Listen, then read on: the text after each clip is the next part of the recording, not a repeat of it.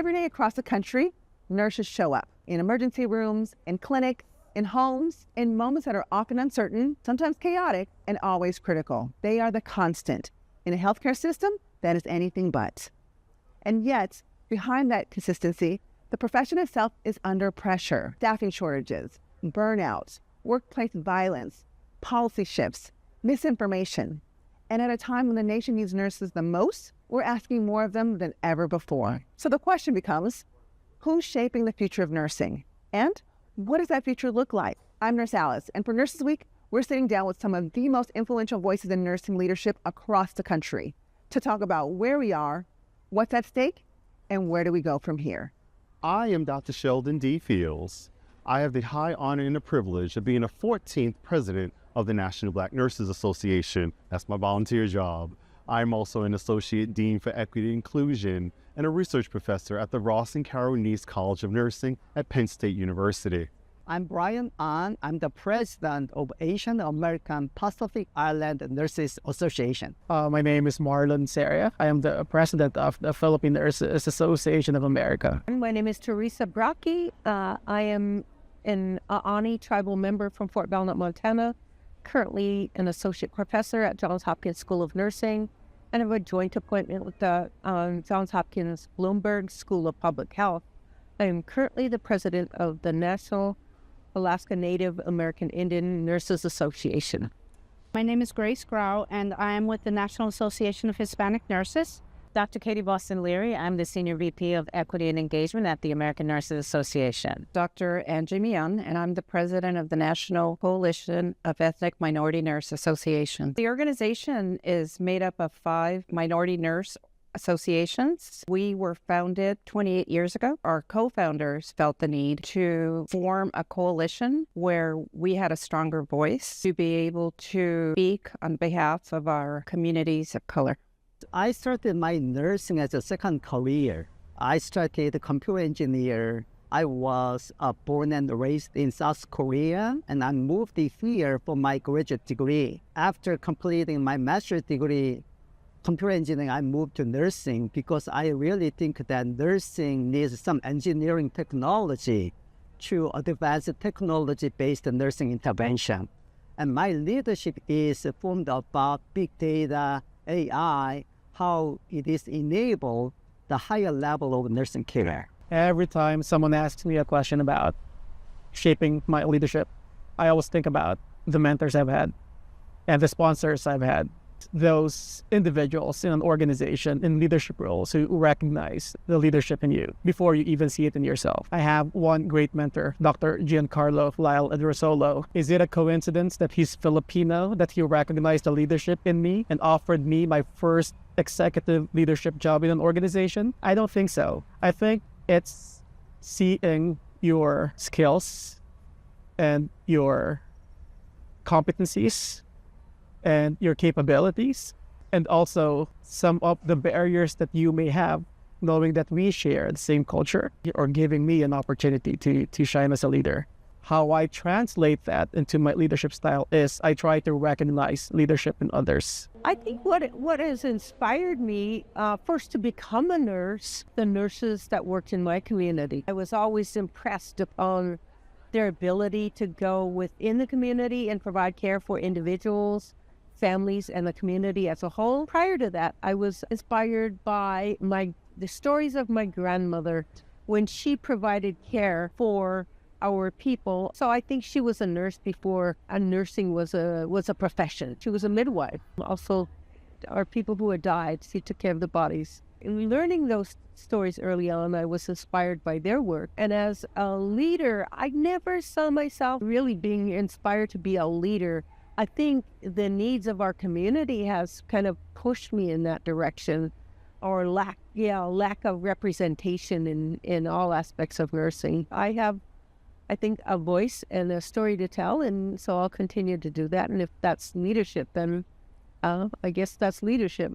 I think we've all had good and bad experiences when we were being led. I do believe that both of those experiences or types of experiences help shape my leadership. It's something that's evolved over time, where initially I was very task focused and then I became more leadership focused, relationship focused, and now it's a combination of both. But I've learned that you have to take a humanistic approach to leading. And that's part of what I am working on right now with the TEDx talk that I just did about how we need to bring love back into leading, because some of that art has been lost because of the heavy charge that has been put upon a lot of leaders to get things done with less resources and things like that. And when you have to make hard decisions, you get a little bit less personal and more impersonal about the decisions that you make. We have to think about the whole person and lead fully for the people that look up to us in terms of seeing them past their roles and their job descriptions and seeing them fully as human beings, how they're living, how they're eating, how they're sleeping, how their family is faring, and things like that. You know, I grew up one of 6 children. My father was very influential in telling us that we needed to go on with our education so that we could come back and serve our communities, go to school and become somebody, but you always need to come back. Don't forget the communities that you came from. In a lot of ways that really informed that I had a big responsibility to be someone and to do something and to not forget my community. I've been a nurse for the past 35 years. My experience has been good and bad, where I have seen excellent leaders that lead with passion and fairness. And I've had leaders that do not. They don't appreciate, as hard as you may work, as much as you may do, they don't recognize you the same. Or I felt that I wasn't recognized the same sometimes because of who I am. Right now, nursing and healthcare organizations are navigating some of the most complex challenges we've ever seen in healthcare. A landscape where conversations around diversity and inclusion are shifting despite continuing health inequities. Where maternal health outcomes continue to raise concern and access to care isn't equal for everyone. Where some patients, the decision to seek care isn't about symptoms, it's about safety. They fear being seen or worse, deported, so they forego care. And for many patients, health is shaped long before they ever reach a hospital by whether they have stable housing, have access to healthy foods, or insurance coverage. HRSA continues to project ongoing imbalances in the nursing workforce over the next decade, particularly across certain regions like rural areas and even specialties like maternal health. What are or should be the priorities of professional nursing organizations right now? There are several underserved populations, and one area specifically is indigenous population, that American Indian population. We see a lot of differences in health outcomes, as well as many that population underrepresented in nursing care and the nursing leadership. So I believe that HRSA or any other foundation more focus on the health equity, including American Indian populations. If we're concerned about a nursing shortage, if people are leaving, we need to keep the pipeline going. But how do we do that when we're not recognizing and supporting our nurse educators? There are not enough nurses seeking like a doctoral program in nursing. There are not enough nurses going into seek a PhD in nursing, which is our faculty, which is those who provide seek a PhD in nursing, which is our faculty, which is those who provide education for our nurses. I think that's one factor where we don't prioritize it enough. For whatever reason, they're not. I think 1% of nurses have a PhD in nursing, which is a huge limiting factor for trying to address the shortage of nurses in the United States. We have to have our strategy to address that shortage should include the fact that we need more PhD prepared nurses. So I think, to me, that means we need to better prepare our nurses to meet the needs of our communities in the area of mental health and behavioral health. So in one of the communities that we work with, and they had experienced a suicide cluster, the public health nurses in the community said that 95 to 98% of their visits are mental health or mental health or behavioral health related, yet they lack the training that would support the needs of the community And so one of the ways that we've moved to try to address that was to adapt a mental health certificate program for nurses that work in Native American communities, nurses and other providers. So we just finished a pilot of that project, and hopefully soon we'll be able to implement that nationwide. I think we've made progress. For example, one is that we have increased the number of minorities into the field of nursing. It has grown. It hasn't grown as much as we'd like it to, but I think with our continued work, if we bring in others to support us, I think that we can do better. And I don't think we're there yet because we are not represented. Beyond strategy and priorities, there's a deeper concern. Because behind every policy and every initiative is a workforce that is stretched. Nurses are leaving, burnout is rising, and safety remains a concern. We've done a really horrible job in nursing education of educating these up-and-coming generations about the necessity of being involved in actually enacting your role as an advocate at all levels, and understanding how you fit into the larger system as a member of the largest segment of the healthcare workforce, and the influence that you can have. Even though we have a huge nursing shortage in Native communities, particularly in rural remote settings, if we look at the nurses who are employed by Indian Health Service, tribal or urban organizations, 60% of those nurses are Indigenous. So we're meeting the needs of our own community. And so that means, to me, like if we want to address the nursing shortage and vacancy rates in these communities, we need to recruit nurses from those communities. There's data from the NCSBN that shows that hundreds and thousands of nurses have left or they're considering to leave nursing the workforce, and citing stress, burnout, workplace conditions. From your vantage point, what is the most urgent threat the nursing workforce faces right now? With the gaps that exist in terms of being able to have nurses to provide the care to the patients who are the sickest, that's really the most urgent need. But I really also believe that part of the reason why we continue to be here, because this is a perennial issue. We say one thing as leaders, but we do another. And we have to be in a place where what we say and what we mean and what we project externally is what we do internally with the people that we lead. From a lot of conversations that I have, nursing is becoming harder and harder for nurses to be in these spaces where they're needed the most, where patients are the sickest. So that's why they're voting with their feet. And I really do think that a lot of the issues that you just mentioned in terms of how nurses are feeling is a systems issue. And I don't think that we deal with it enough as a systems issue. We see it as more an individual issue, and we emphasize self-care and all the other things for nurses to do when they take care of themselves. They can take care of themselves after they leave the environment that they're working, but what do we do for them while they're working? Because 12 hours, 14 hours, which can stretch to, is a long time to suffer.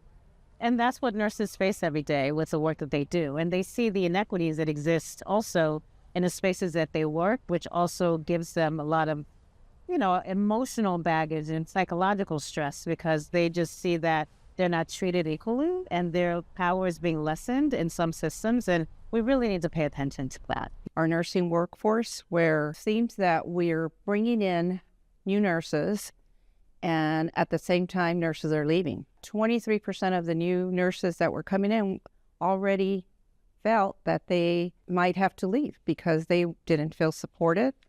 They felt they were burned out, and they just started. They don't feel valued. They don't feel heard. I feel that many of our minority nurses feel it double. I think that's one of the reasons why NCSBN exists. With so much changing in healthcare, who leads, whose voices are shaping those decisions matters more than ever. An opportunity to rethink what leadership looks like and who reflects it. Because the people delivering care don't always see themselves in the people making the decisions. That gap shapes trust, communication, and outcomes. So the question becomes, who gets to be seen, heard, and represented going forward? Makes a big difference when you have leadership nurses of diverse backgrounds.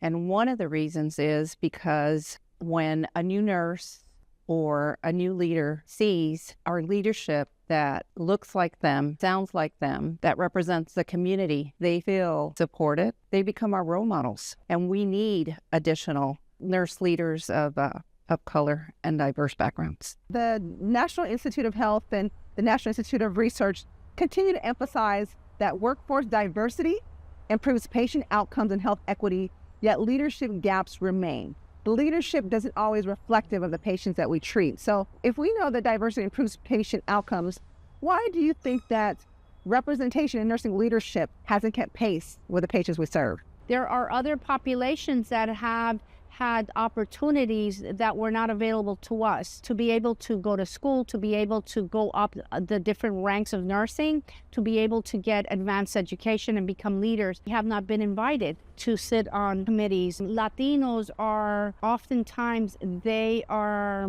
religious, and whatever they do, it's between them and God. And so they do it because it's service. We are very much service, taught to do service, but not taught to seek and not taught to lead. So as far as,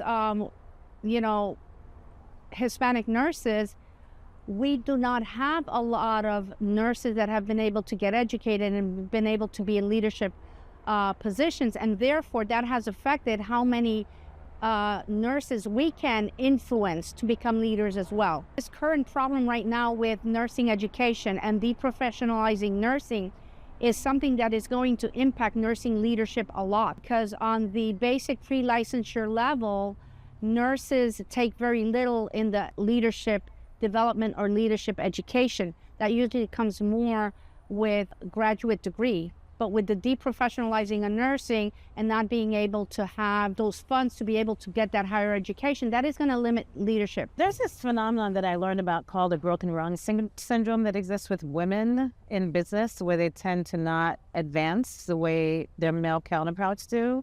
And there's another dynamic of that that exists with diversity in leadership as well, because a lot of us have seen this in our time, in our spaces where we work, when we're clinicians, and even now in policy.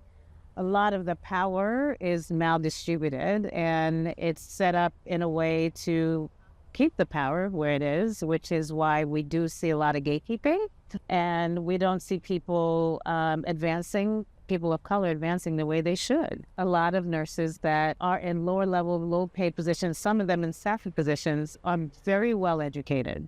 They have doctoral degrees and everything else. A lot of the nurses that were nurses of color were in lower paid positions, met supervisor, even some were in the float pool. And then when they shared about their academic prowess, they were sharing that, I have a doctorate degree, I went through this fellowship program at the institution that they work, to help them with leadership development, but yet they're not in leadership role. I think there is also a lack of trust as well with to see nurses of colors as leaders. And we have to break through that, because it's hurting us. It's hurting us in every way, with decisions that are made in boardrooms, decisions made in terms of the hiring and all that. And we have to really think about how this is something that we need to contend with, because we don't do that enough. We see it even in academia, nurse faculty roles. We have people go through a whole program and they won't see anyone in that program that looks like them to teach them. So these are all things that we have to contend with in nursing. That's why at the American Nurse Association, we wanted to reveal the fact that racism in nursing is a thing. It's not just what happens outside of nursing. It sits in the profession, and we have to contend with it. In the spirit of reaching back, do you feel that enough nurses do reach back? I think they do. But if you look at the statistics, if you look at the data, the answer would be no. And I'll give you a really great example with one of the speakers here at the conference today, in which she said the least diverse leadership role in the nursing field is that of deans and deanships. So for those nurses of color in particular, who did ascend to deanships, what did you do when you were there? And I say that with a little bit of deference, because I've been a dean of both a College of Nursing and a College of Nursing and Health Sciences. I know what I did when I was there. I know how I reached back. But I also know how that deck was stacked against me when I hit what I will just quite honestly refer to as the white female ceiling.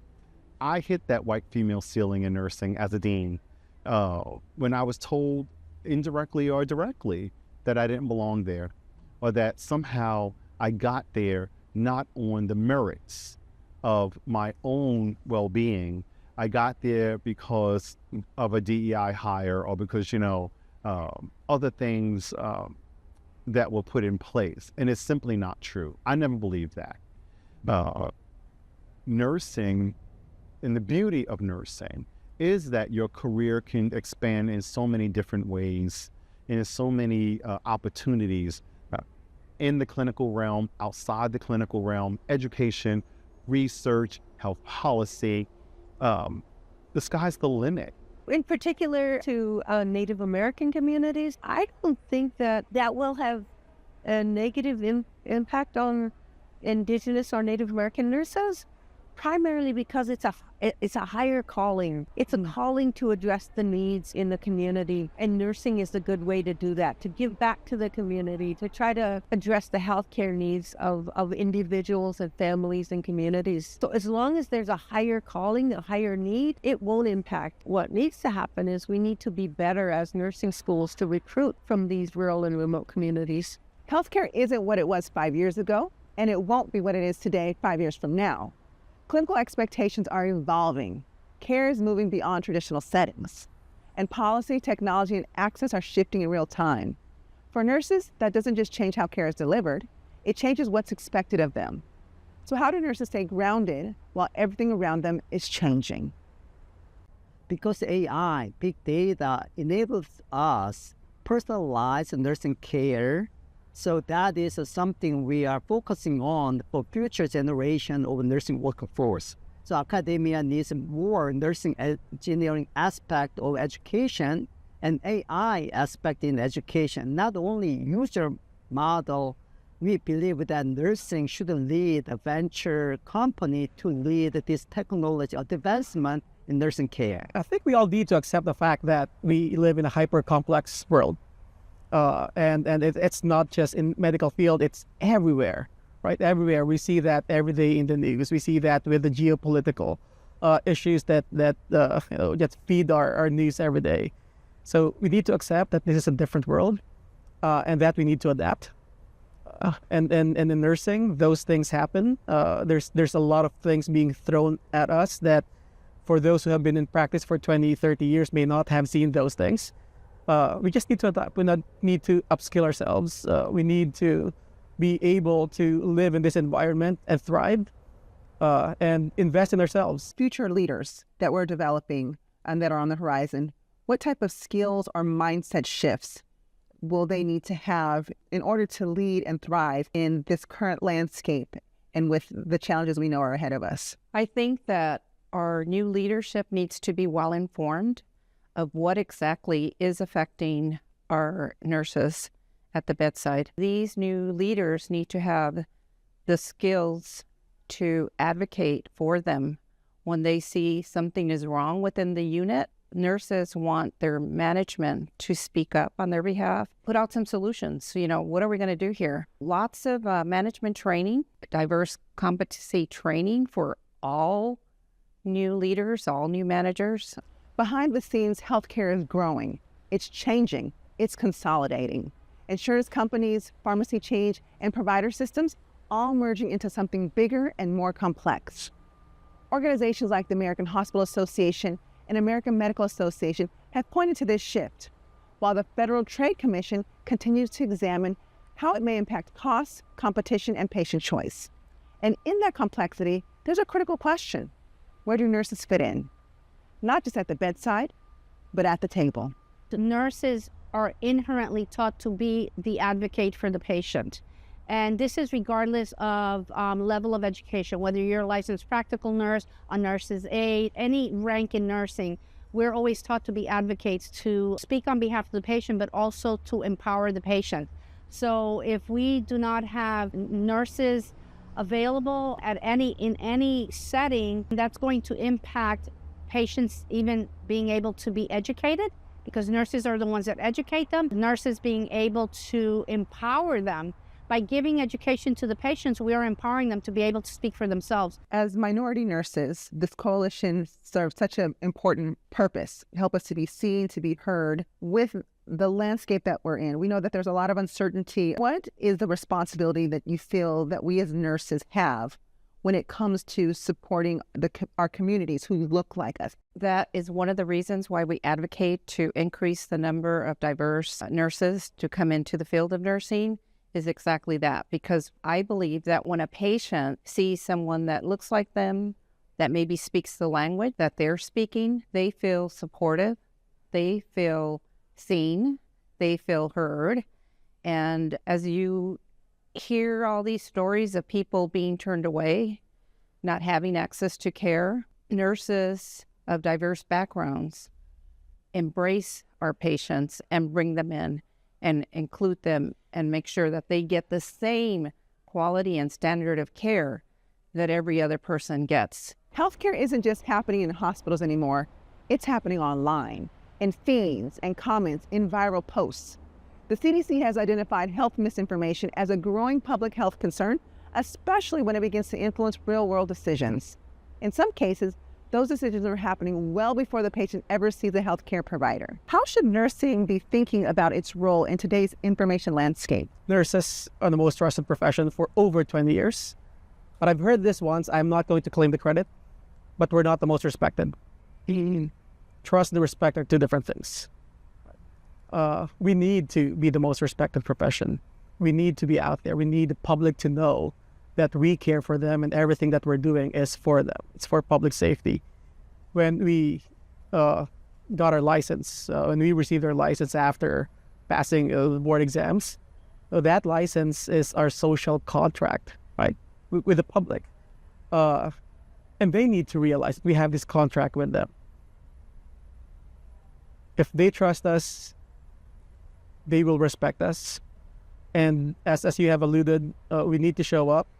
We need to be more visible. Many nurses don't know that, don't know how to. We're great clinicians, but we need to share the skills. And then that's one of the reasons why I'll share it. Last year at the Philippine Nurses Association conference, we had a media response training because we want to provide the tools for the nurses to be able to be out in public and advocate and use their voice. Because that's one thing that you do not learn from nursing school. That's one of the things that we need to teach our nurses. When information becomes unclear and resources become uncertain, people don't always know where to turn. Care gets delayed, options become limited, and the safety nets many communities rely on start to shift. And what's decided at the policy level can quietly change what's available to patients day to day. So as questions around public health funding and access continue, where does nursing meet the moment? Nurses or new students that come to me and say that they feel powerless, they need to seek out a mentor, somebody that they feel comfortable with to talk to let them know what is happening that is making them feel powerless. We need nurses that care enough to say, my patient didn't get all the resources that I believe and that I know are out there and exist that can help you find those resources to find a solution. How do we get those resources to this patient and to our patients to better serve our communities? There are decisions being made at the highest levels that could shape the future of the nursing workforce for years to come. Decisions about how nursing education is funded and supported, how the profession is recognized in federal policy, and where investment is or isn't being made. At a time when the workforce shortage persists and the demand for care continues to grow, the question is, what kind of workforce are we building, and will it be enough to meet the moment? Someone has told me before, always look for the good in others. Just give them the benefit of the doubt. So all these other organizations that seems to take things away from us, I'm just thinking of what is their intention? What is the good? And then if you look at their arguments, they're arguing for patient safety, which is what we're arguing for as well. But we see two different lenses. So I really think it's critical that we be at the table with all the other organizations and say, your goals are the same as my goals. Let's see how we can work together to meet all these goals. We have a lot of citizens of the United States, or any community for that matter, but in the United States, that do not have access to healthcare. The continuation of education for nurses to be able to function as advanced practice providers, to provide care to people and bring access to communities that don't have care, is currently reliant on advanced practice nurses. And if we don't have funding to help nurses be able to seek their education, then the community, the citizens of this country, a lot of them will not have the care that they need. I think that an investment by the community, advocacy by the citizens of the United States to help with that kind of funding is also going to benefit the communities. When nurses feel unheard, they don't just stay silent. Across the country, we're seeing more and more nurses step away from the bedside, and in some cases, step onto the picket lines. And those actions aren't just about pay. They're about staffing levels, workplace safety, and whether patients are getting the care they need when they need it. Because when those conditions aren't met, the quality of care changes, patient outcomes change. And that's exactly why nurses are demanding change. I think we are seeing more of it on the social media, so we're paying attention to it. And then we had a recent sort of couple of incidents that all kind of happened at the same time. So there was a coalescing of some of these events at the same time. And I'm more specifically talking about the recent strike and the simultaneous strike in both California and in New York. A lot of people think that it's all about money and about pay. That was not the issue. Those nurses, especially the ones in New York, are very clear.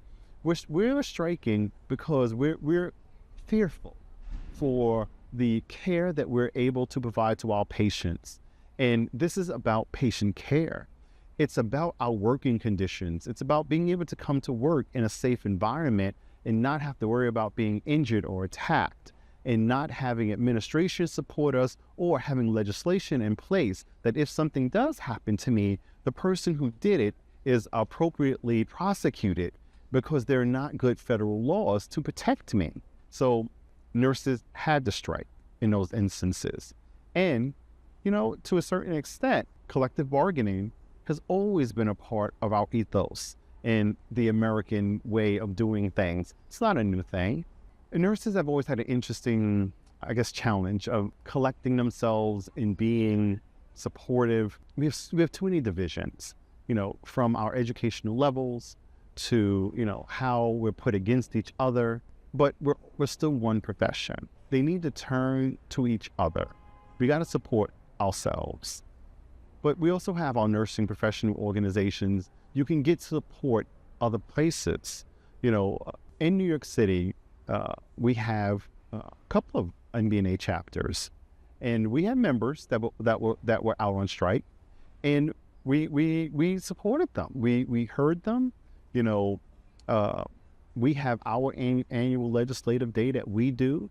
A lot of those issues overlapped in terms of the nursing workforce, access to safe work environments, same issues. So I think they would see the support in other places and in other professional nursing organizations, because you got to find that support somewhere. It's not the first time. This is going to happen again because we haven't fixed problems. And through all of this, the challenges, the changes, the uncertainty, there's one thing that remains: the power of nurses. This year's nurses theme is Power of Nurses. When you think of the word power, what kind of power do you want nurses to recognize within themselves? Nursing represents community resources, so that there are several nursing interventions based on community-based research, and we need that workforce in community nursing, and that power is from our community. So nursing exists for our patient and community participant, and I believe that we should get the power from our community participant. I just want them to recognize that they have the power. And then I've shared this story many, many, many times. Last year, Easter Sunday, when Pope Francis went to St. Peter's Square, he asked his nurse, "Do you think we can make it?" Imagine that, the leader of 1.4 billion Catholics asking a nurse for reassurance. That's just one example. Many of the heads of state, presidents, will eventually need a nurse. We have that power to impact and influence these big people that we know of through our jobs, through our profession. We just need to realize that we have that power and that we need to speak up so we can get them to listen. You know, we are the largest segment of the healthcare workforce, the most trusted. But as it's been said, we're not the most respected. And respect starts at home, because I don't think we always respect ourselves. Because, if we did, there would be no question as to what we could do in terms of the coalitions that we should be able to build. I'll look at our medical colleagues in the AMA. What the AMA wants, the AMA gets. AMA doesn't have that same force. We don't speak with one collective voice on most issues. We segment ourselves. But if you're really about power, power is about representation. If we stood 10 toes down with the full force of the millions of nurses that are in this country, let alone around the world, and we stop letting false divisions divide us, that's power. And then realizing that you can leverage it for other things. I tell nurses all the time, you want to really leverage your power and your influence as a nurse? Do what Representative Lauren Underwood did. Run for office. Do what Edie Bernice Johnson, the very first nurse elected to Congress. And a lot of people don't know, she was a Black woman from the state of Texas, in a profession in which Black women are not the majority. But the very first nurse ever elected to Congress, a Black woman. And, again, in MBNA, we just started a health policy training program named in her honor to help people to train how to be good advocates. That's stepping into your power. That's leveraging the relationship that comes along with the fact that you are a nurse. The most powerful way that we can recognize our own power is to understand and acknowledge our voting power. We are a large group of people that need to use our voice and our voting power to elect people who advocate for us, advocate for the work that we want to do, and who are not going to pass legislation that removes our criteria as a profession. Nurses need to recognize that they have intrinsic power and we have collective power that we need to harness for us to get through and break through a lot of the things that we've struggled with. I think we find too much in terms of what makes us different versus what unites us. And once we really hone in on what unites us, we'll recognize our collective power. And that's how we push through and address and disrupt all these things that have held us back all these years. So I think it's more about collective power because our power is in our cohesiveness. And if we really recognize that, we will be a mighty force, as we were years ago when we took arms with a lack of sanitation and overcrowding in the 1800s. We have to bring that power and energy back today to say that this is all our jobs. This is not for a small group to do. We all have the power to change not only what happens in nursing, not only what happens in healthcare, but what happens in society. Because nurses are leaders, they're good communicators, they're educators, they stay informed. We just need to prepare them and tell them this is what we need to do. This is the action that we need to take, and bring everybody along. Let's start connecting, you and I. Let's connect by Zoom, or let's connect somehow. Let me mentor you and let me help you cross this bridge, because we need you. You bring something to the table. The patients need you, and we're here. We are here to meet the needs of our communities. So please don't leave. We need you.